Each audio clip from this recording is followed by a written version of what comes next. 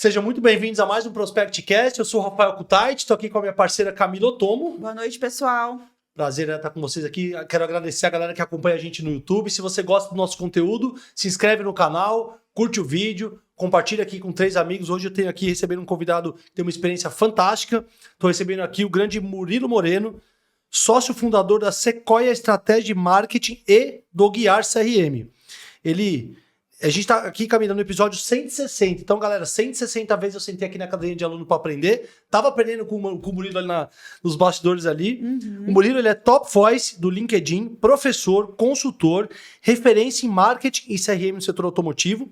E hoje a gente vai conversar sobre a carreira dele, que é inspiradora, e os bastidores do setor automotivo, né? Então, e o que ele enxerga de oportunidades e desafios no relacionamento com o cliente do setor automotivo. Murilo, prazer te receber aqui. Seja muito bem-vindo. Obrigado pelo convite.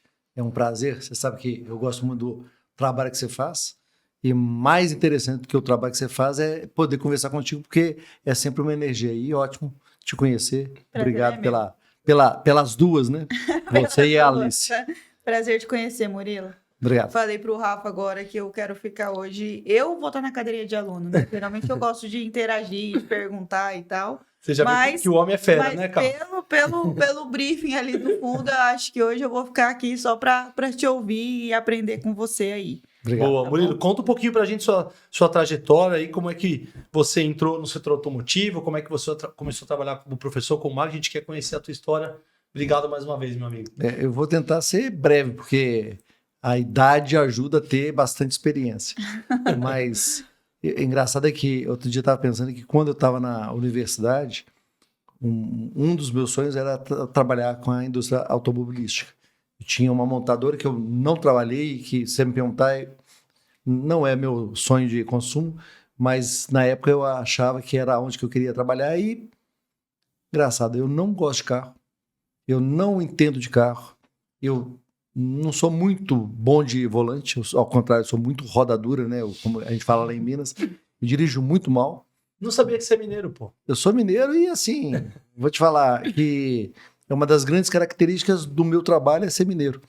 Mas quando eu formei, eu sou publicitário, então eu comecei com veículo de comunicação, trabalhei em rádio, trabalhei em televisão e fui trabalhar com a Shell. Foi a minha primeira experiência automotiva. Não como fabricante, mas como fornecedor de combustível, de lubrificante. E aí você começa a descobrir que o carro é um sonho, mas os acessórios... Agregados. Os agregados, vamos chamar de agregado melhor, como combustível, como manutenção, são um pesadelo. Então você tem um mundo que a palavra esquisita, mas é dicotômico, né? Assim, é para lá e para cá ao mesmo tempo, é meio bizarro. Mas já com marketing, já? Sempre marketing. E aí, inclusive, cheguei a trabalhar no Rio de Janeiro, a ser responsável pela parte de mídia. E aí eu caí, por N razões, fui trabalhar na Fiat. E eu fui trabalhar na Fiat numa época que não tinha quem quisesse trabalhar lá. Por incrível que pareça, é o seguinte, o outro candidato desistiu, sobrou só para mim. E eu queria voltar para Belo Horizonte, estava no Rio de Janeiro, e aí eu voltei para Belo Horizonte, para a Fiat, numa empresa que era a quarta entre 4, né? Problema imenso de imagem, de marca, e graças a Deus, nos quase 8 anos que eu fiquei lá, a gente saiu do último lugar para a liderança, e legal. Graças a Deus o maior problema que era a rejeição, a Fiat chegava a ser rejeitada por 16% da população, enquanto que os concorrentes tinham 1% de rejeição, ou seja, ela tinha uma rejeição imensa. No final, além de não ter rejeição, graças a Deus, a gente ainda passou a ser líder. Fiz algumas campanhas lá que foram campanhas vencedoras. Acho que a última que eu fiz, que é por conta dela que eu saí, fui trabalhar no SBT, foi o lançamento do Doblô dentro da Casa dos Artistas. Foi um sucesso, o carro virou... Trabalhando no SBT, que legal. Trabalhei no SBT 2 vezes, né? Primeiro fui do SBT de Minas, depois eu fui do SBT aqui em São Paulo, mas eu não esquentei a cadeira porque a agência da Fiat foi lá e me levou de novo, agora pro outro lado, fui ser agência durante 7 anos. Fui agente de propaganda. Você trabalhou com o Paulo Sorge lá na Fiat, não? Trabalhei. O Paulo é um grande amigo aí, um abraço. Estou tentando trazer ele aqui, mas ele não gosta das câmeras. Um abraço, Paulo. É um dos vários que estão por aí que... Né, o mercado é pequeno, né?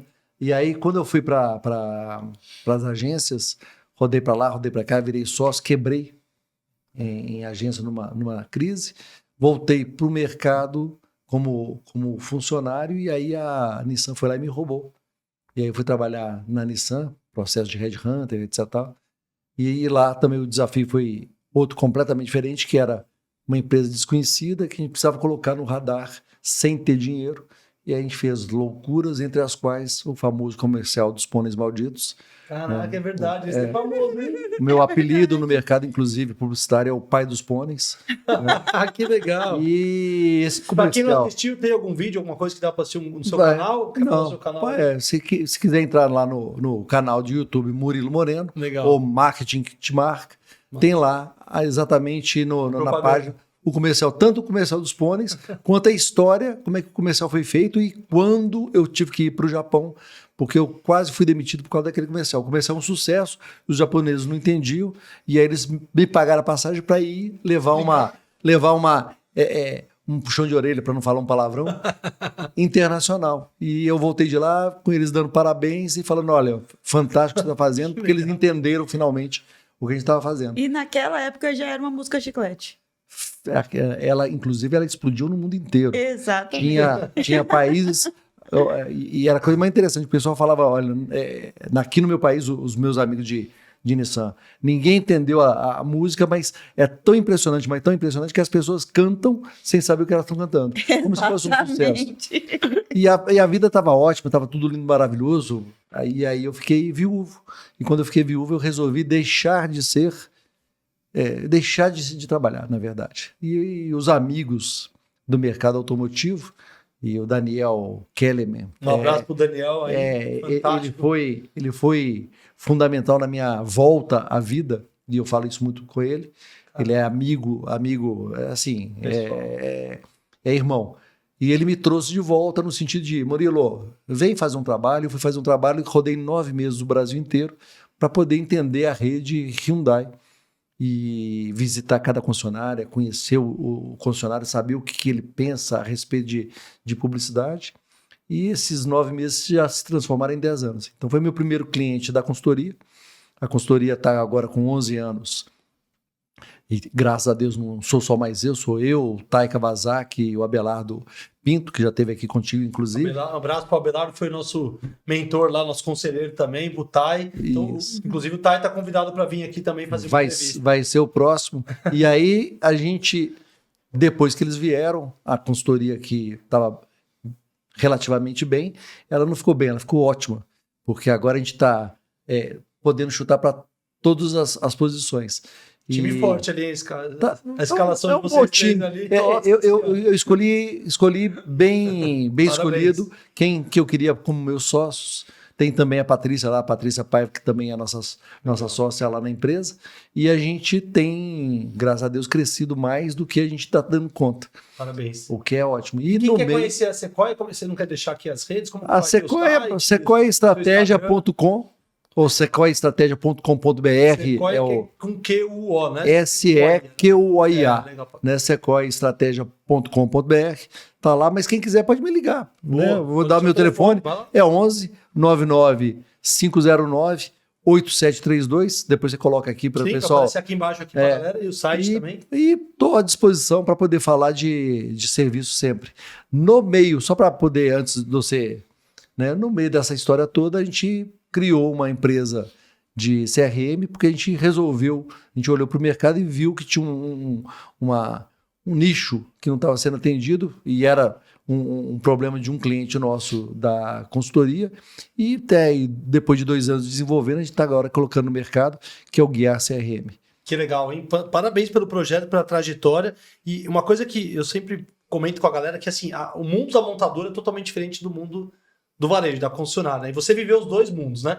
Qual você acha que são as principais diferenças, assim, da mentalidade, do formato, né? Porque eu que sempre fui de concessionária da ponta, até comentei com você, quando eu vou lidar com montador, eu sinto uma diferença, assim, astronômica. O que você acha que são as principais diferenças, características, enfim? Eu acho que a primeira grande diferença é que a montadora, ela é processo e planejamento na base.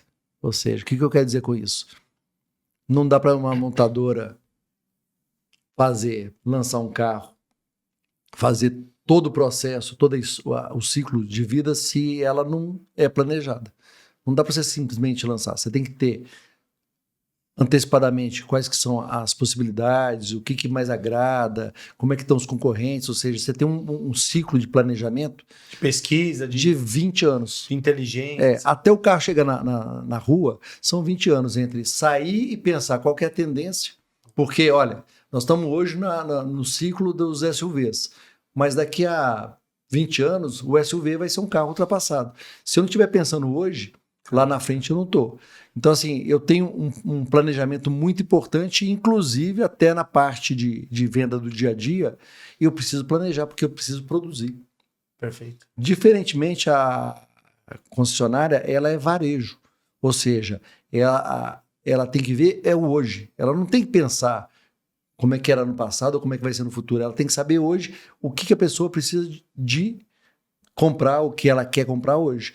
Então, essa é a principal mudança ou a principal diferença que faz com que muitas das vezes o concessionário não entenda a montadora e a montadora não entenda o concessionário. São dois bichos diferentes. Mundos diferentes, né? E vocês que são da associação, inclusive a gente não falou aqui, né? Você também trabalha na associação. Trabalho na Abraí. Você é diretor lá, né? Eu sou consultor. Eu sou consultor da Abraí, mas eu sou responsável lá por toda a parte de mídia e de tecnologia. Porque é o desafio da associação fazer esse link, né? Essa comunicação, né?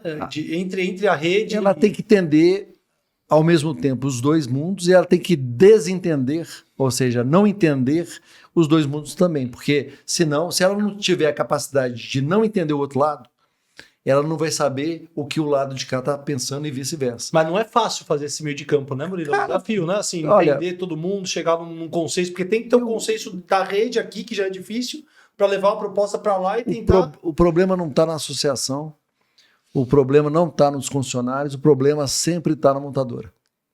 Né? É ruim falar isso, ainda mais eu que vim de montadora, mas assim, o que eu quero dizer com o problema está na montadora? A montadora que acha que tem a solução, essa montadora está morta no mercado. Por que é que uma Toyota funciona bem? Por que uma Hyundai funciona bem? Por que uma Fiat, né, uma Stellantis funciona bem? Porque elas estão preocupadas em entender o consumidor, mas elas estão muito preocupadas também em entender o canal de vendas, o representante que é o concessionário. Toda montadora que começa a achar que ela tem a solução e que o concessionário é que está fazendo errado... Tem que engolir a... É isso aqui, ou é isso, é isso. Não quer, né? Tchau. Você pode ver que são as que perdem mercado.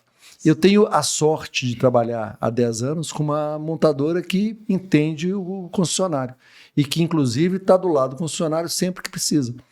Por isso que vai bem.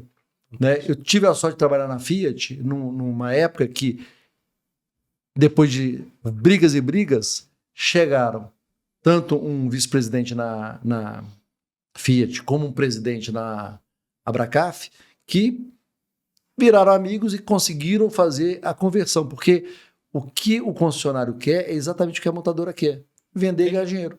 Né? Na hora que você acha que eu ganho dinheiro e você não, e tem montadora que tem essa postura, complica. A coisa vai ser complicada.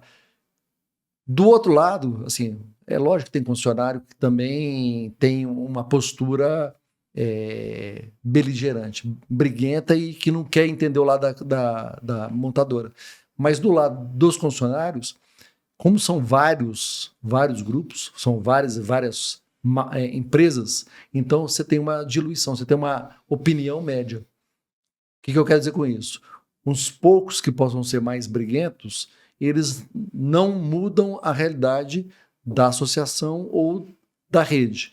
Agora, na montadora, se a montadora não está a fim de ouvir a rede, cara, esse é um problema. Posso estender essa questão de você achar que já faz tudo certo, que não precisa, que eu acho que é o caminho da ruína para o empresário, né? Para a alta gestão, porque um diretor, um empresário também que não quer se atualizar, eu cheguei aqui, né? Aquela síndrome de Gabriela, nasci assim, sou assim. Eu falo que é o caminho da ruína. A gente conversou aquele dia e eu gosto muito de ouvir, de aprender, de receber feedback. Então, a montadora que acha que já sabe tudo, que o usuário tem que engolir o que ela pensa, né? é o caminho da ruína. E o empresário também, né, que não tá com a cabeça para ouvir, para ter um feedback, para se atualizar. Eu sempre falo que eu não tenho pacto com ele. A gente estava falando hoje das metas, né, cara? Pô, se a gente errou, qual o problema? A gente errou, a gente volta atrás. E aí, a pessoa às vezes fica no orgulho, tanto de querer aprender coisas novas ou de assumir um erro. Porque, cara, eu estabeleci, por exemplo, a meta errada. Vamos aí fazer a meta? Tá errado. Rafa, Faz sentido isso, Murilo? eu acho que o maior problema não é do empresário, mas o maior problema do ser humano é que a gente se apaixona pela gente mesmo.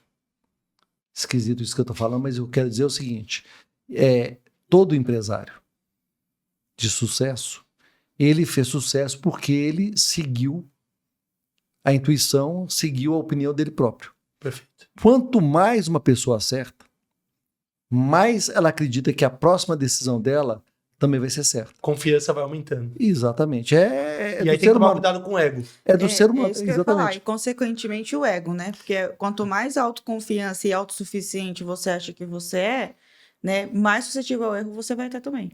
E assim, a gente tem um viés, que é um viés humano, de filtrar a realidade. O que eu quero dizer com isso?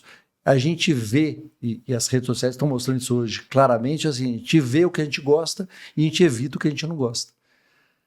Numa empresa, e a gente aqui trabalha com concessionária e com montadora, a gente vê muito acontecer o seguinte, o concessionário vai bem e de repente ele descobre que aquele funcionário que ele gostava estava roubando. Quantas vezes você já não vê essa história? Por quê? Porque a gente começa a filtrar e só vê o lado que a gente quer ver na pessoa. Ou só vê as informações que a gente quer ver na empresa.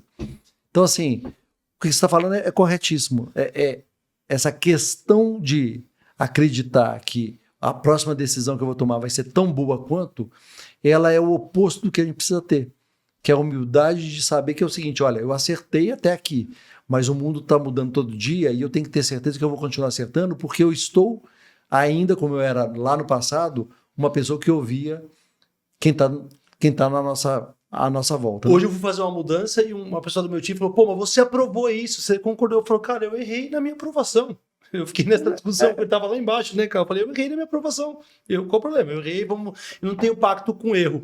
E eu acho que essa questão da confiança é importante para a gente ter performance, mas tem que tomar muito cuidado para que... Eu falo que existe uma linha, assim, da extremamente confiante, eu acho que ela é muito importante para a gente performar. Só não pode ir para arrogância, mas tem que ficar bem na linha, né? Porque também sem confiança, também, sem você ter ousadia, confiança de fazer as coisas, você não sai do lugar. Então, tenha muita confiança, mas cuidado para não ultrapassar e achar que você sabe tudo, né? Você trabalha com uma coisa que você conhece de cor salteado, vendas. Em vendas eu não posso deixar de ser confiante. Perfeito. Em vendas eu não posso deixar de acreditar que eu vou conseguir. Tá? E qual que é o maior problema quando o vendedor vira gerente? É que quando você é vendedor, você tem que acreditar que você vai fazer a meta porque você é bom. Então eu vou vender porque eu sou bom e bota o cara aqui na minha frente, eu vou convencer ele porque eu sou bom. Na hora que você vira gerente, você tem que aprender a fazer pelos outros, através dos outros. E quando você tem que fazer através dos outros, você tem que aprender a gerenciar as informações que te falam se a coisa vai ou não vai. Aí que a gente começa a ter, que é o que a gente tem, né, os funis de venda ou os controles que falam, olha, eu tenho que ter 10 contatos, para dos 10 contatos ter 3 test drives, para dos 3 test drives tirar um. Isso é uma visão gerencial. Que é um trabalho totalmente diferente de vendedor. E às vezes você não tem um preparo e você perde o melhor vendedor e o cara faz... E o grande problema não só das concessionárias, mas das empresas, é que elas pegam uma pessoa despreparada para a nova função e porque ela fez sucesso numa, eles acham que vai fazer na outra. Aí entra o nosso papel, que é orientar, seja planejando, seja organizando ou seja até treinando as pessoas. Excelente. Mas claramente o grande problema é que a arrogância, a autoconfiança, ela é importantíssima em certas funções, mais do que outras. Fazendo uma comparação ruim, o cara do financeiro ele não pode ser arrogante. Ele tem que ser desconfiado. Então, assim, as características que a gente precisa na empresa não podem ser todas iguais. Excelente. E um presidente, um principal executivo de qualquer empresa que seja, ele tem que ser uma mistura de tudo. Ele tem que ter arrogância, mas ele tem que saber ao momento dele ser humilde. Ele tem que confiar, mas ele tem que saber o momento que ele tem que desconfiar. Ou seja, ele é uma mistura e por isso que ele fez sucesso. E isso não é fácil de acontecer. Sim, isso não é fácil de manter durante anos. Reconhecer o erro, pedir desculpa. Cara, eu peço desculpa, eu peço feedback pra minha equipe. Outro dia acabou a reunião comercial, eu falei pro comercial novo, eu falei assim, pô, me dá um feedback. Ele falou assim, mas como assim? Você é o dono? Eu falei assim, mas e daí que eu sou o dono? Eu quero que você me fale, porque às vezes eu falei rápido, eu tenho vários defeitos. Ele falou, pô, não tô acostumado, né? Mas eu gostei e tal, aí não quis, mas assim, isso é algo que está dentro da cultura. Falando aqui de consultoria e CRM na prática, né? Tá. Você está com um sistema novo que é, pô, depois eu quero conhecer, que é o Guiar CRM. E como que é ser consultor nesse ecossistema automotivo e quais os maiores aprendizados que você teve nessa trajetória? Porque né, trabalhar com consultoria, com gente com desenvolvimento humano, é algo transformador, vamos dizer assim, né? Para os dois lados, né, E Murilo? desafiador também, né, Rafa? Além de ser transformador, é desafiador, né, Murilo? Eu acho que é o principal ponto que a gente tem que aprender quando a gente vira consultor é que a gente não faz nada. A gente não toma decisão. A gente é simplesmente uma pessoa para estar do lado, orientando e alertando para o que vai acontecer. Então, vamos pegar alguns exemplos. Você que tem uma empresa de treinamento, você faz. Então, você é contratado para ir lá fazer. Então, o seu papel é chegar lá e a sua avaliação é se você passou por lá e transformou as pessoas de algum jeito. O vendedor ou o gerente, ele também tem que trazer resultado. E o consultor que entra e quer trazer resultado, já errou, porque o que ele tem que fazer é o seguinte, ele tem que fazer com que as pessoas tragam resultado. Eu falo que chega um determinado ponto da carreira de um empresário, de um líder, que fazer fica fácil. O difícil é fazer. Exatamente. E aí, assim, eu sou chato em relação a isso, porque eu tô há 10 anos com a empresa e eu tô tentando sair um pouquinho, a gente conversou sobre isso, do operacional, que é difícil, porque eu amo vender, mas o grande desafio é fazer o André, o Jefferson, o Alexandre, o Léo, o Adriano venderem mais do que eu. Sim. E eu tive essa experiência no ano passado, um abraço pro André Mori, pô, o cara vendeu mais de 2 milhões de reais em treinamento. Eu nunca vendi 2 milhões de reais em treinamento em um ano. Então, parabéns, André. Isso me deixa... Eu falei, pô, realmente esse é o job. E é muito mais difícil. Eu falo até pro Alexandre que a minha zona de conforto, Murilo, é ir lá vender, cara. Porque se eu estiver vendendo, eu já sei o que vai acontecer. Eu vou vender e vai dar certo. E o meu desafio é fazer a minha equipe fazer melhor do que eu, não é isso? E a grande questão, e aí você está falando da sua posição como um consultor interno, digamos assim, ou como um coach interno, é que toda vez que a gente, como consultor, entra numa empresa, a gente é pago pelo que a gente conhece, pelo know-how que a gente conhece. Então, todo mundo espera que a gente faça acontecer, mas o bom consultor é aquele que não bota a mão na massa. E a gente tem aquela coisa do, olha, o consultor é aquele que me fala as horas que são com o meu relógio. E é isso mesmo, a gente faz isso. Só que eu tenho o relógio, eu quero saber as horas, mas eu não sei olhar o relógio. Pronto, alguém tem que ensinar. Perfeito. Somos nós. E depois de 12 anos de consultoria, eu te digo o seguinte, é muito, mas muito mais difícil você fazer uma pessoa sozinha, e é demorado, tomar uma decisão correta do que você ir lá e falar, faz isso porque isso aqui é o que tem que ser feito. E aí que faz a diferença entre aqueles que são os terceiros, que se falam consultores, e os consultores de verdade. Perfeito. O consultor de verdade, ele pretende fazer uma mudança no comportamento sem obrigatoriamente tomar decisão. Ele pode vir uma decisão errada e ele vai deixar a decisão errada acontecer se ele sabe que essa decisão vai fazer a pessoa, no curto prazo, aprender e trazer mais resultado para a empresa. Excelente. Isso que você tá falando, Murilo, faz muito sentido, porque eu tenho esse hábito, né, de falar com o Rafa, né, que a tomada de decisão é dele, né? E ele vai decidir por quais brigas ele vai comprar e por quais ele vai ceder, né? Mas eu acho que o nosso, né, maior desafio, né, Rafa, em relação a esse conceito é talvez a dúvida de qual tomar ali, né? A gente tem briga que a gente vai comprar e tem briga que a gente vai perder, né? Mas eu acho que o impasse maior, né, nesse sentido, é escolher, né? Você aí, né, que tem essa vasta experiência, né, de mercado, que está contribuindo com a gente nesse podcast. Quando você chega nesse impasse, né, o que você analisa nesse conceito da briga que você vai querer comprar e da briga que você vai querer perder? Porque não dá para comprar todas, Porque não né? vai dar para comprar todas. É super simples. É mais fácil do que parece. Ah, por favor.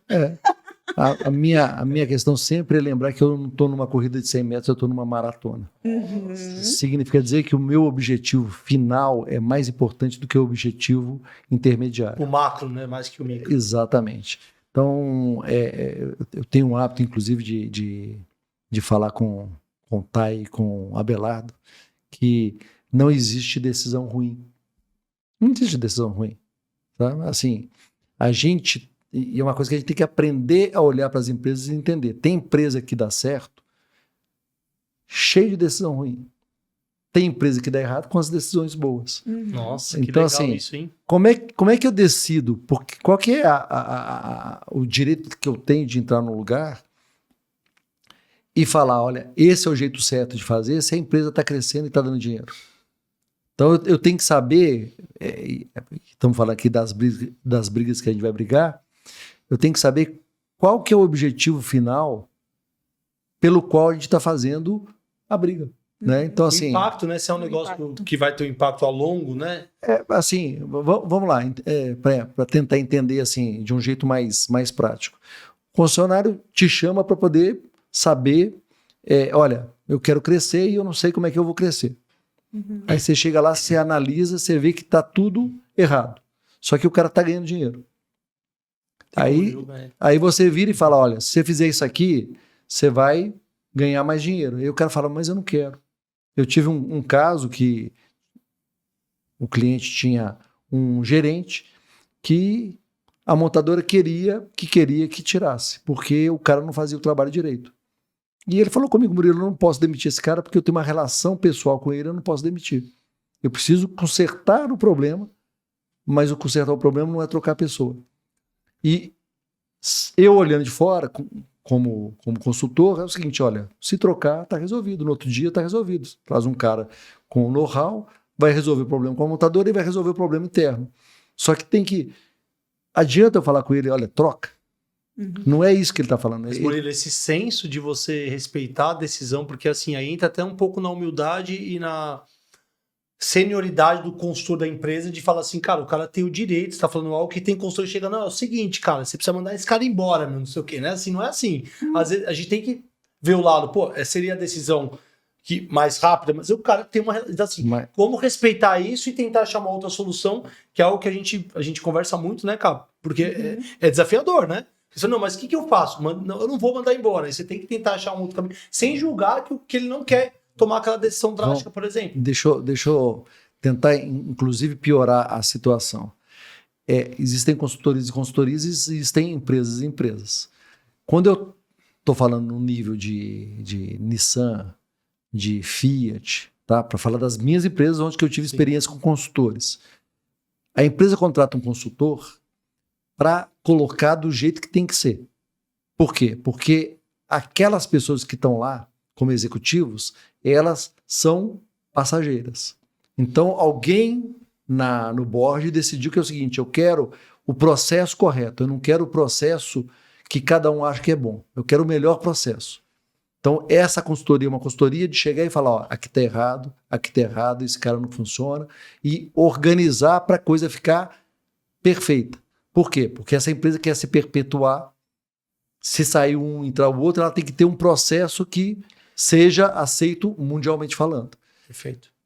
No meu nível de consultoria, e eu habitualmente tenho clientes que faturam por ano 1 bilhão, 2 bilhões, tenho cliente que fatura 500 milhões, ou seja, o dono está ali. Normalmente o dono está ali. E quando você tem o dono, você não obrigatoriamente quer ter o melhor jeito, mas você quer ter o seu jeito. Então você tem que saber o que do jeito da pessoa Que legal essa, hein? Então não é o melhor jeito, é o jeito dele. Deu certo até É o ali, seu jeito. cara. Tem que respeitar isso. Deu né? certo. Assim, Nossa. você tem que saber quando é que o que você está falando é importante, porque se não fizer isso, o cara vai quebrar. E quando o que você está falando é legal, mas, puxa vida, eu vivo sem. Porque é ele que quer ganhar o dinheiro dele, não é você que vai ganhar o dinheiro dele. É ele que quer dormir toda noite falando, puxa vida, aquele cara que eu gosto, Tá lá. aquela loja que eu não quero fechar, ou aquela... Porque é muito fácil chegar e falar, essa loja não dá dinheiro, fecha. O cara, Só que o primeira cara- loja dele tem uma... Tem N razões. Não dá Então, pra julgar, né, Murilo? Ô, Murilo, você tá me falando, eu tenho até uma lembrança aqui de uma consultoria que eu fui fazer, né, que às vezes na Prospect Pro a gente tem esse hábito de fazer o diagnóstico, né, na empresa e fazer o levantamento ali da necessidade do cliente, né? E numa das devolutivas, o cliente falou, não, mas eu não vou mexer em nada disso. E eu falei assim, mas eu nem quero que o senhor mexa, sabe por quê? Porque se o meu jeito fosse certo, eu estava no seu lugar, né? E aí ele pegou, parou assim, né? Olhou, né? Tipo, não estava talvez esperando essa resposta. Eu falei, porém, se o senhor, a partir do momento que o senhor teve a iniciativa de me permitir, né, entrar na tua empresa e te trazer uma devolutiva de como está o seu processo, eu entendo que também o senhor não está satisfeito com isso. Então, eu, no meu papel de consultora, me fala o senhor de que forma que eu posso te ajudar a corrigir, então, esse tipo de erro, corretíssimo. né? A construir A uma... construir, porque assim, eu não sou auditora. O meu papel de consultora não é auditar o teu processo, mas mediante a minha expertise de mercado e mediante a sua dor, a gente precisa achar um meio do caminho junto. Porque assim, eu não posso falar que o seu negócio tá errado porque ele te trouxe até aqui. Mas quais são as atitudes que a gente vai tomar agora para o senhor seguir adiante, né? E aí ele pegou, né, Rafa, falou assim, nossa, eu não tinha pensado por essa, não tinha adotado essa percepção. Eu falei, pois é. E nós, né, como consultoria, quando a gente chega em alguma empresa, a gente é visto como um inimigo, né? Ou de uma forma Uma mais... ameaça, às como vezes, uma né? ameaça, ou de alguém que está indo ali para dedurar ou trazer o que está de errado, né? E não é esse o conceito. Porque quando, num outro formato, essa empresa nos recebe, nos dando a confiança que você falou um pouquinho antes, e entendendo que o nosso único propósito ali é fazer a empresa dele prosperar, a consultoria flui de um jeito muito mais bacana. E o resultado também vem muito mais rápido. Pois é, mas né? o problema sempre é que quando a gente entra como consultor em qualquer empresa, a gente entra contratado por quem manda. E a gente tem que trabalhar com quem não manda, Com quem executa. com quem executa. Perfeito. E aí, assim, por isso que as pessoas ficam receosas, porque elas sabem que elas podem, daqui a pouco, não estar mais lá por causa do trabalho que a gente faz. Uhum. Então, não é uma função fácil. Fica desafiador. de fora é muito mais fácil você olhar e falar, puxa vida, essa vida aí é muito boa. Mas não é uma vida muito fácil, porque você, primeiro, é solitário, é você contra todo mundo, Uhum. é mais ou menos isso, né? Estou exagerando, mas é esse conceito, e você está ali para poder apontar as coisas que poderiam ser melhores. Perfeito. E apesar de eu falar que, olha, a gente tem que entender que o cara tomou decisão, é ele que faz e tudo, a gente tem duas coisas que eu gosto muito de falar, que a primeira é, o que te trouxe até aqui não é o que vai te levar para frente.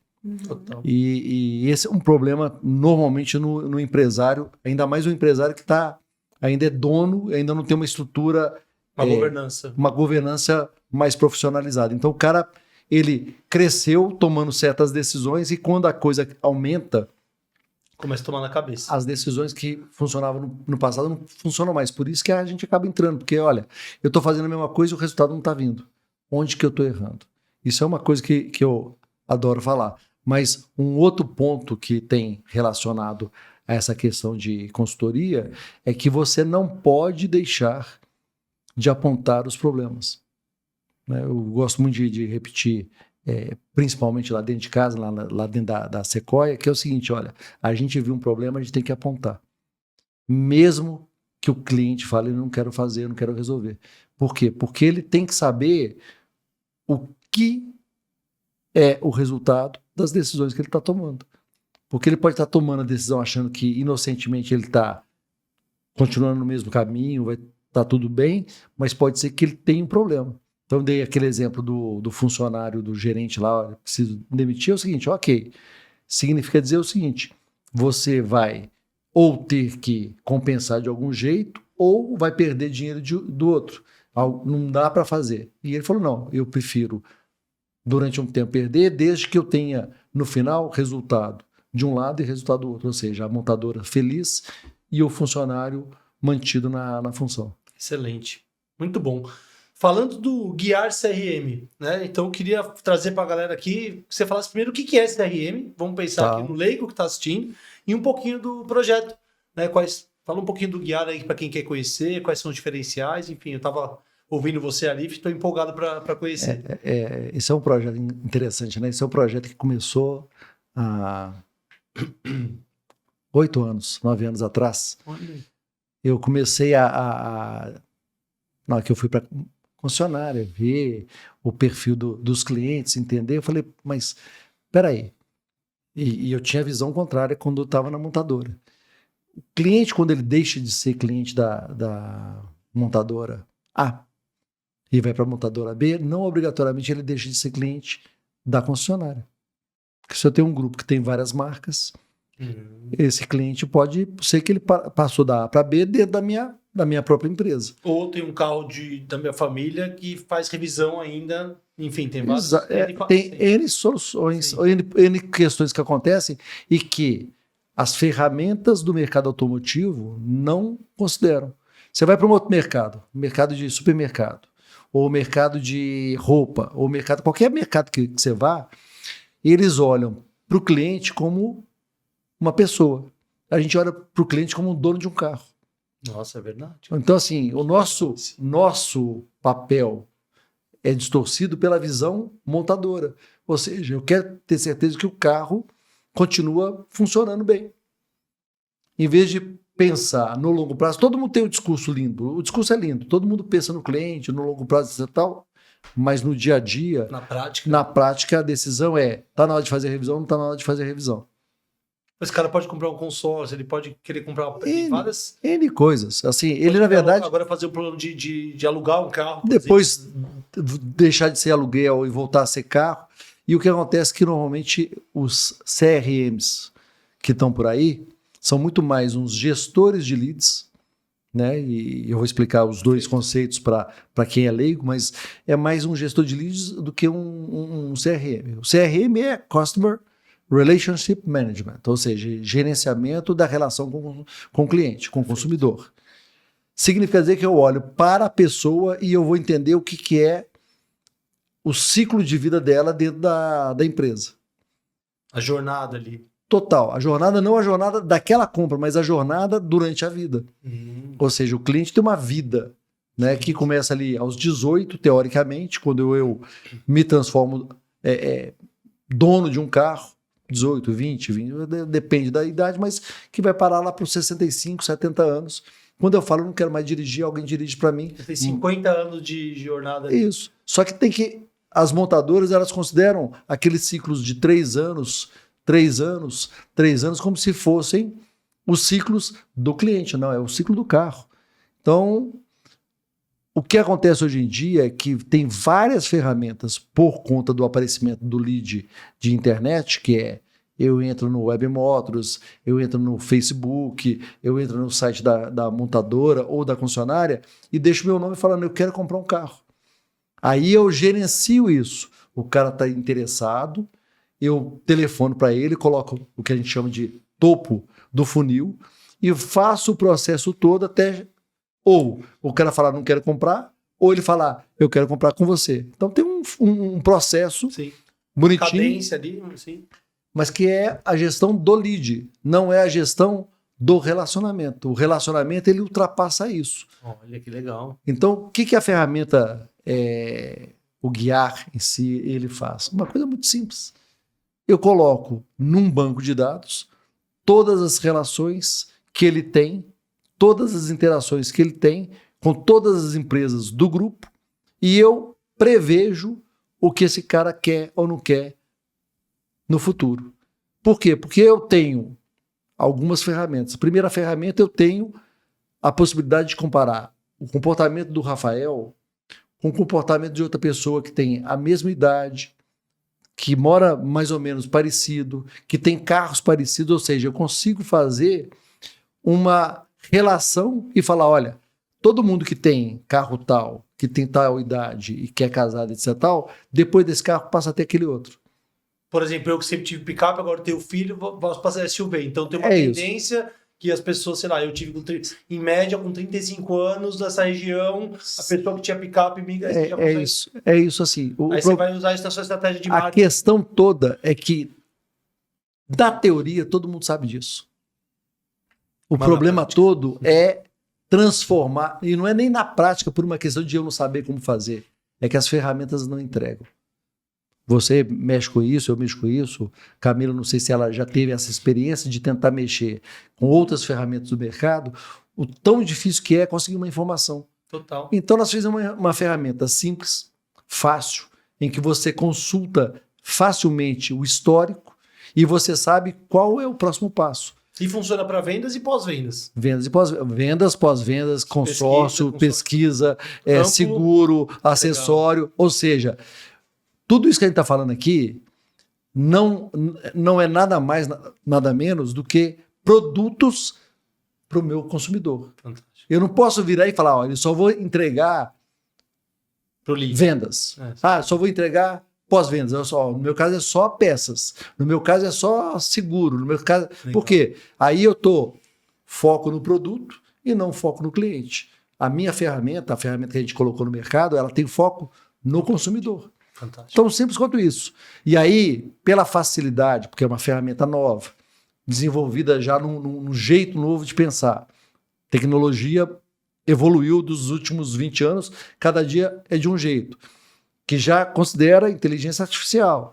Ela consegue te entregar um lead, não de um cara que está querendo um carro, mas de um cara que está começando a entrar no momento de pensar em comprar um carro. O potencial para isso. Você telefona para ele, e esse é o maior problema, porque o vendedor telefona falando, olha, você está querendo comprar um carro? O cara fala, não estou não. Não é esse. O lead que a gente gera, o prospect que a gente gera é o seguinte, Rafael, estou vendo que você é um cara que troca carro de 3 em 3 anos, que você já fez as últimas revisões com a gente, que você, pela idade, deve ter casado, ou seja, eu faço um discurso de, você não quer vir aqui para a gente bater um papo para ver qual que é o seu próximo carro? Então eu viro amigo do cliente, eu faço relacionamento de verdade. Com dados, Isso. criando conexão. Porque os dados estão todos lá. Para você ter uma ideia, uma das coisas que a ferramenta tem é a previsibilidade ou a predição, que é a palavra certa, de qual que vai ser o próximo passo que o cliente vai ter. Que legal, hein? Né? E isso, teoricamente, funciona bem? Funciona à medida que você vai pondo mais informação. Se você tiver pouca informação, o funcionário acabou de abrir, nunca funcionou? Não, mas a maior parte das funcionárias dos grupos no Brasil tem 30, 40, 50 anos de informação, de dados, que estão lá dentro do computador e ninguém faz nada com eles. A gente pega esse lixo tecnológico, transforma em informação de como vender mais, como ganhar mais dinheiro, como atender melhor o consumidor e deixar todo mundo mais feliz. Incrível, porque essa questão dos dados, do CRM, é algo que linka muito com a minha trajetória, né, cara? Porque eu lembro direitinho, quando eu era vendedor, não tinha CRM na concessionária que eu trabalhava e ninguém tinha... Eu anotava primeiro num caderno ali, o nome, telefone, mas eu sempre fui metódico com isso, né? De colocar lá a informação, que você falou, o dado, nome, telefone, veículo de interesse, o que eu falei com o cliente. Depois eu fui para uma planilha Excel e eu lembro quando veio o CRM, quando veio implantar lá o NBS, na época, eu não fui resistente, mas eu falei pro meu patrão, pro titular, falei, olha, eu vou continuar usando a planilha. Ele falou, cara, você é maluco, você vai fazer nos dois? Eu falei, eu não confio nesse sistema, a minha planilha eu não vou parar de usar. Ele falou, cara, isso aqui vai te facilitar. Eu falei, tudo bem, eu vou usar, só tô te falando que eu vou fazer nos dois lugares. Por que a galera falou, pô, mas você, o vendedor tem resistência de usar um sistema. Por que eu fiz questão? Porque eu sempre encarei a minha carteira, a minha planilha como meu ouro. Né? O CRM não é um castigo para o vendedor, para o gerente. O CRM é uma ferramenta de vendas. E eu falo, vou mais além, Murilo. É uma máquina realizadora de sonhos. A gente estava conversando nos bastidores, eu vou abrir aqui, porque né, é o que a gente estava falando lá. Ah, não, o Rafael é um vendedor extraordinário no CRM, na prospecção. O que eu faço, que a gente falou ali? O básico bem feito com disciplina. Então, o básico bem feito com disciplina, você simplesmente registrar as informações, ainda mais hoje, que tem integração, que o lead já é cadastrado, o vendedor tem que colocar ali um histórico, né? Ele tem que colocar ali uma data do próximo contato, quando ele vai manter contato com esse cliente. Então, o vendedor, eu acho que algo que ele precisa...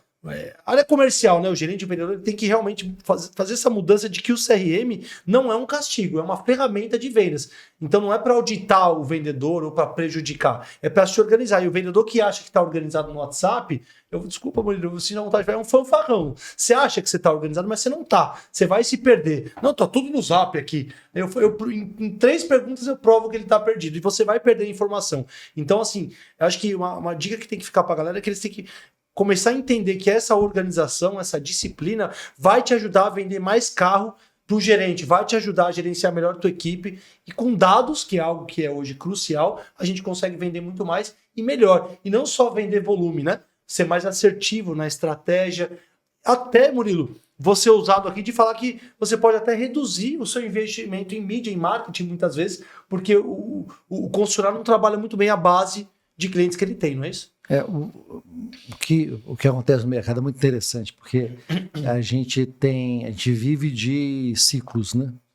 Teve o ciclo dos feirões, a gente passou por isso. Sim.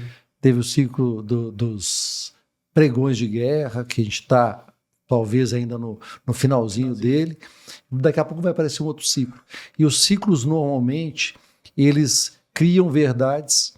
E o ciclo dos pregões criou uma verdade muito interessante, que é o seguinte: se eu fizer uma prospecção muito bem feita, eu vou aumentar a venda. Verdade. Todo mundo já sabe. É verdade. Só que tem que acontecer o seguinte: quando você exagera no remédio, você mata o paciente. Quando você faz pregão todo mês, depois do 2º, 3º mês, o cliente fala: puta, de novo? Mês passado era a melhor oferta da minha vida, agora vai ser de novo? Eu não acredito. É a melhor da melhor agora? O que mudou, como você falou aquela hora? Por que dessa vez eu vou acreditar? E esse é o problema das soluções mágicas. As soluções mágicas, elas usam aquilo que é bom e que funciona de uma forma exagerada. Feirão é bom? Feirão é bom porque você bota oferta, bota... carros, né? Ou seja, versões, todos os modelos, você facilita e você chama muita gente. Só que por que o feirão não funciona depois no final? Porque o vendedor começa. Se você começa a enrolar porque você quer conhecer o carro, o cara fala: não, deixa eu ir para outro porque eu tenho que ter pressa para poder fazer. Então, no fundo, a relação empresa, cliente, vendedor, é o que você falou. Se eu fizer todos os passos direitos e não pular nenhum passo do processo, a minha chance de fechar negócio sobe, não porque eu sou muito bom, mas porque eu sou disciplinado. Exato. Fantástico. E até levantando um conceito aqui do que você está falando, Murilo, talvez o despertar que eu acho que falta no vendedor, dele entender que ele não vai vender esse carro uma única vez para esse cliente. Né, que é até uma das técnicas que a gente traz dentro do treinamento, que se chama régua de relacionamento humanizado.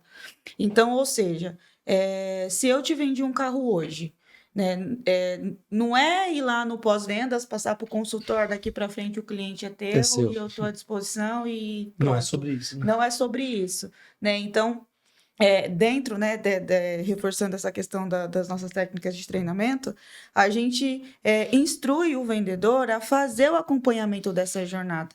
Né? Porque teve um convidado, né, Rafa, que falou aqui pra gente no podcast que, na média de vida, esse cliente ele vai trocar de carro no mínimo 17 vezes. Né? Só que ele não vai ligar 17 vezes para esse cliente para vender. Ele precisa fazer o quê? Acompanhar a jornada. E hoje eu ainda, né, talvez até por falta de conhecimento da minha parte, eu ainda não achei o CRM que faça o vendedor ter essa jornada junto com o cliente. Desde quando ele compra, quando ele volta para fazer revisão, integrado, entendeu? Sim. A gente sempre trata o CRM separado do que é, como você falou, vendas, gestão de lead e depois de pós-vendas. O Guiar faz isso, ele faz essa integração? Faz, mas Legal. Vamos lá, você está fazendo um comentário que talvez seja mais importante para a gente lembrar. De quem que é o cliente? O cliente é da montadora, é da concessionária ou é do vendedor? Eu acho que esse é o principal, a principal razão dos problemas de ferramentas, que é informação é ouro. O Rafael falou olha, eu tenho aqui a minha cadernetinha, onde que eu tenho os telefones. Toda concessionária, quando você vai embora, principalmente os bons, fica preocupada porque ela sabe que ela vai perder cliente. Vai levar uma parte. Vai levar por quê? Porque, na verdade, em momento nenhum a relação foi com a concessionária. Foi com o vendedor. Foi com o vendedor. O WhatsApp dele, o telefone dele, dados no sistema. Você vê que a moda agora é eu entregar o WhatsApp Business, eu entregar um celular, que na hora que você for embora, o celular fica comigo. Mas o celular fica, mas a relação vai embora. Então, o que nós estamos falando é que a montadora, ela acha que porque o carro é dela, o cliente é dela. Ela está certa, é dela. A concessionária, ela acha que porque ela que fez o processo todo, teve o vendedor, é dele. Também está certo. Na outra ponta, o vendedor também sabe, só que tem que dos três, o único que é o contato dia a dia humano é o vendedor. A conexão maior é com então, o vendedor que faz o que você está falando, ele leva o cliente para qualquer carro, porque ninguém é fiel, digamos assim. Ninguém é exagero, mas a maior parte não é fiel a uma única marca. Eu tenho preferências. Exato. Desde sempre, 50% dos carros das pessoas muda de marca. Então, assim, já é de se esperar que metade você perca. Mas o que acontece? Essa pessoa pode deixar de sair de uma concessionária, de uma montadora, mas se o vendedor for bom, ele leva para uma nova marca. Perfeito. Essa aqui é a questão. Murilo, na sua visão, onde as concessionárias estão perdendo dinheiro por não explorar bem o CRM? Qual você acha que são os pontos mais críticos ali que eles estão deixando dinheiro na mesa? Cara, assim, é mais caro você conquistar um cliente novo do que você manter o mesmo cliente. E aí, só que tem que é mais trabalhoso você manter o mesmo cliente do que você conquistar um novo. E tem uma questão... E a cultura normalmente é de novo, mais. Eu ia atrás, porque a montadora exige, porque a montadora pressiona, o porque vendedor enterra o vendedor. Exatamente. Então, o que acontece? É mais fácil contratar um portal para mandar leads para mim do que eu internamente ter uma ferramenta que me entrega o próximo passo do meu cliente. Por isso o guiar. O guiar é, olha, eu quero que você vá para o lado mais barato e não para o lado mais caro. É mais trabalhoso, porque eu tenho que saber que o Rafael é mais importante para mim do que a Camila.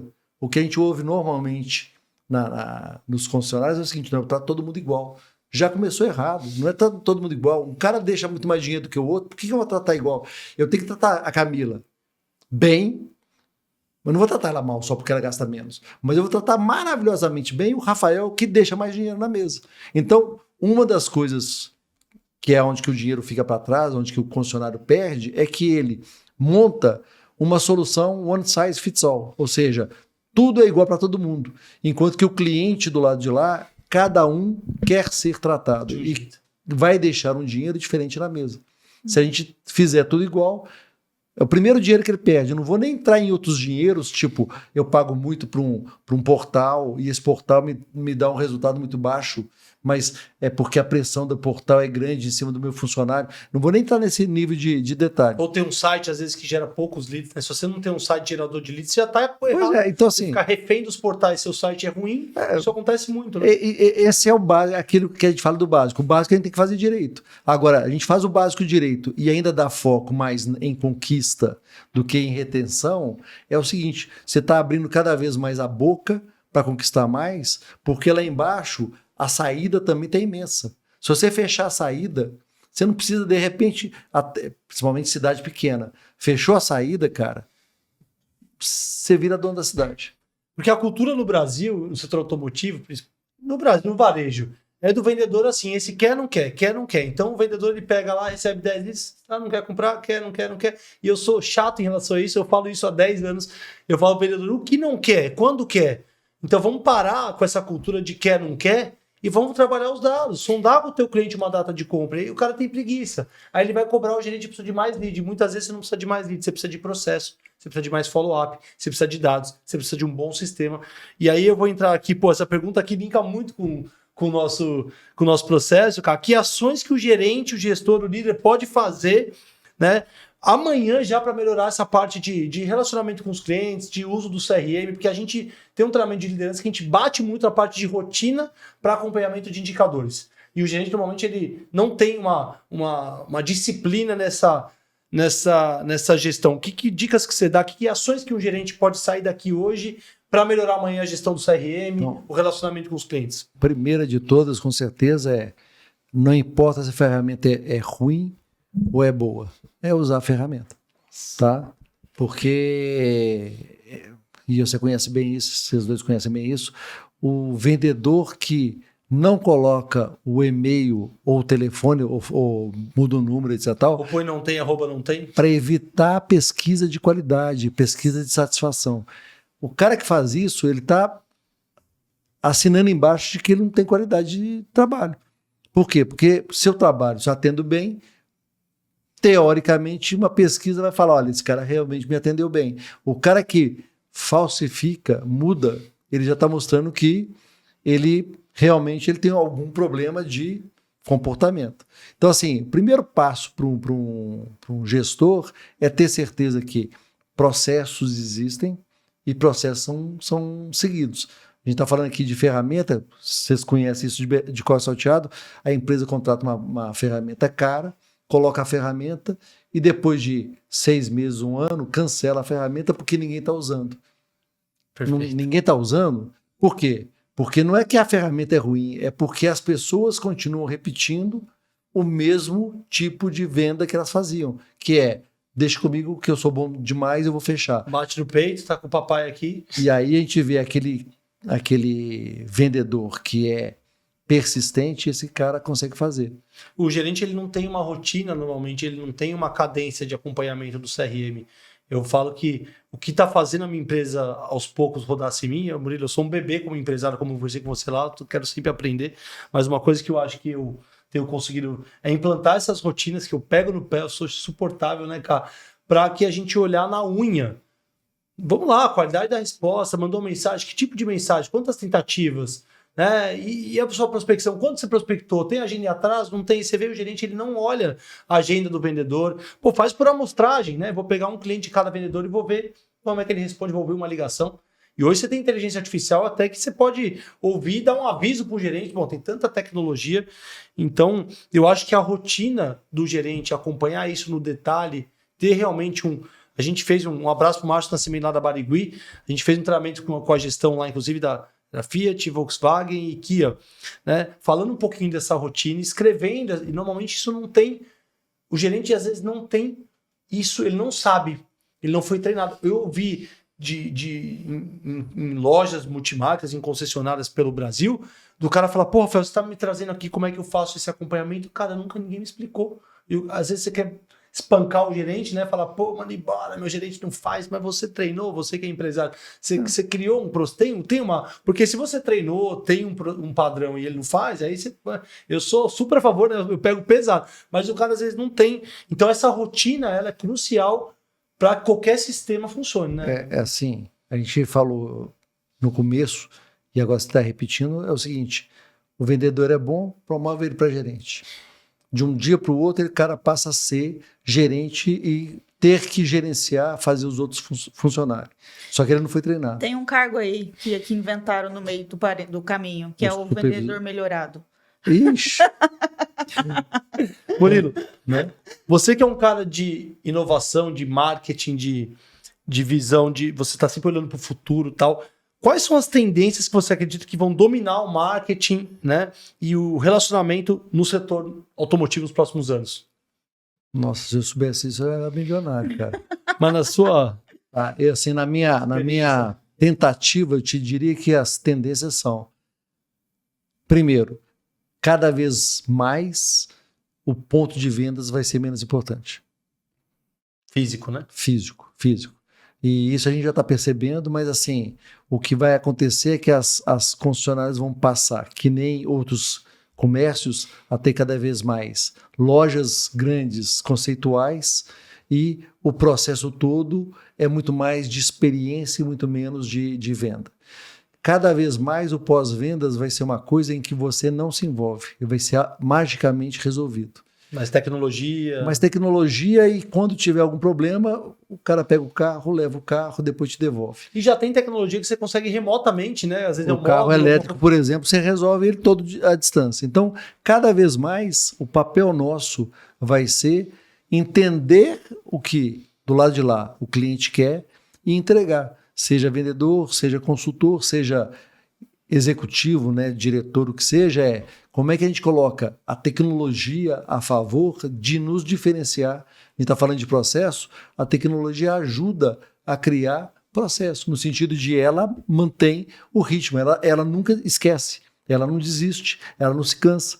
Então, assim, quanto mais a gente conseguir colocar tecnologia para transformar esse processo de compra, colocar experiência e entender que o cara começa e termina em qualquer lugar, ele pode terminar a compra remotamente, ou ele pode começar na loja, ou vice-versa. Quanto mais a gente entender que isso é o futuro, é a realidade, mais eu acho que a gente vai fazer gol de placa na questão de vendas. Fantástico. Muito bom, né, cara? Nossa, que aula. Que aula, né?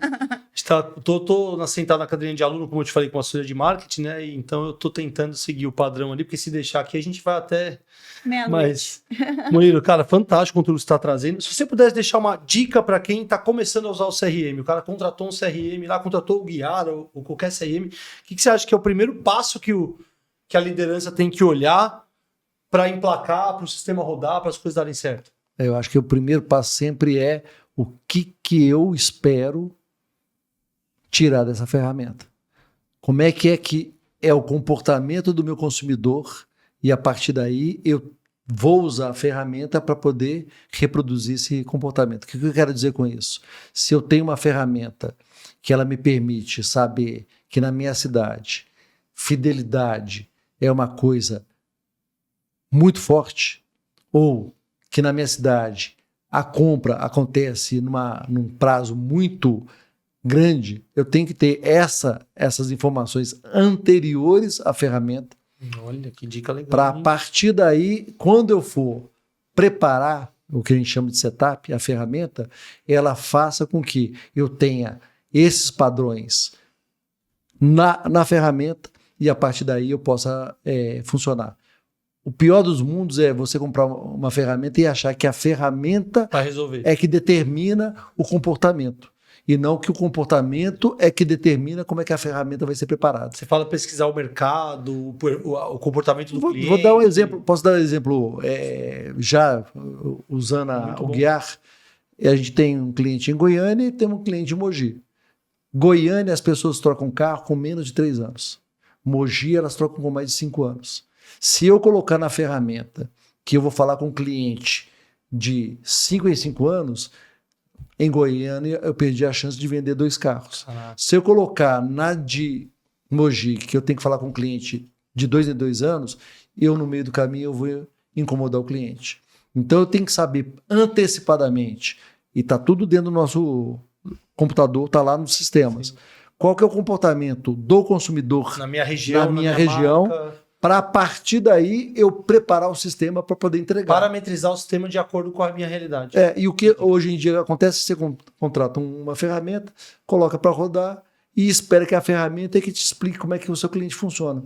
Tá errado. Não tem varinha mágica, né? Não existe, é trabalho. Eu sempre brinco, a pergunta que me fazem muito, qual é o melhor sistema, né?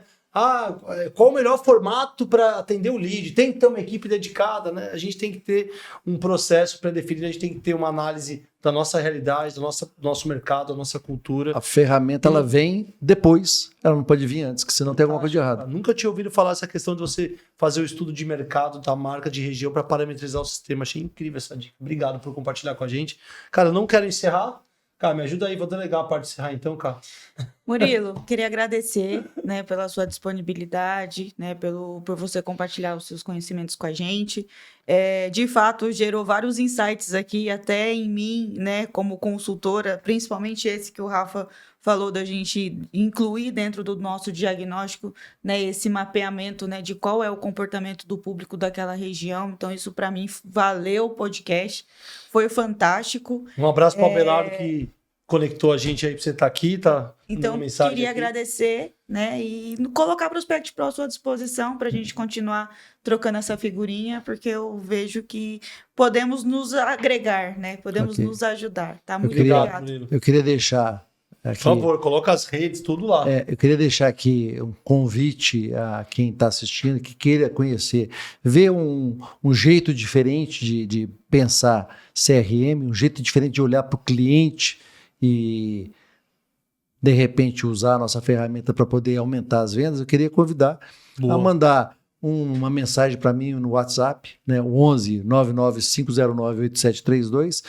Vai ser um prazer conversar, mesmo que não venha comprar a ferramenta, que venha utilizar a ideia em outras ferramentas, porque o problema não é esse. O problema é quanto mais as pessoas entenderem que o conceito CRM é entender o consumidor, eu acho que mais sucesso o guiar vai ter no longo prazo. No curto prazo pode ser que eu ajude os concorrentes, eu não tenho problema nenhum de ajudar os concorrentes, mas no longo prazo o que eu quero é que os funcionários, que é a razão da minha vida, né, o meu envolvimento, é que eles tenham sucesso a longo prazo. Obrigado pelo convite, eu adorei o papo aqui, e quando precisar, estou sempre à disposição. Pô, não fica falando isso, então eu vou fazer outra ligação daquela lá, vai ter mais 1h30 de mentoria grátis no telefone. Tá certo, você, foi um prazer. Vamos marcar uma próxima, acho que cabe uma segunda edição, hein, Cá, aqui. Com certeza. Tá, e tá convidado. Abelardo, obrigado por criar esse momento, essa conexão, que é um cara que tem uma grande admiração também, nosso mentor, nosso consultor. Agradecer a galera que assistiu a gente aqui nessa 1h06 também. Gostou do conteúdo? Curte o vídeo, deixe seu comentário. Concordando, discordando, a gente gosta que discorda, né, Murilo? Não, coloca lá, não concordei com nada. A gente quer ouvir tua opinião positiva, negativa. Não gasta o dedo, né, Camila? A gente veio de longe até aqui, curtiu o vídeo. É de grátis. É isso aí. Ajuda a gente para que mais pessoas possam assistir esse conteúdo. Muito obrigado. Se inscreve no canal e até a próxima, pessoal. Um abraço. Até mais.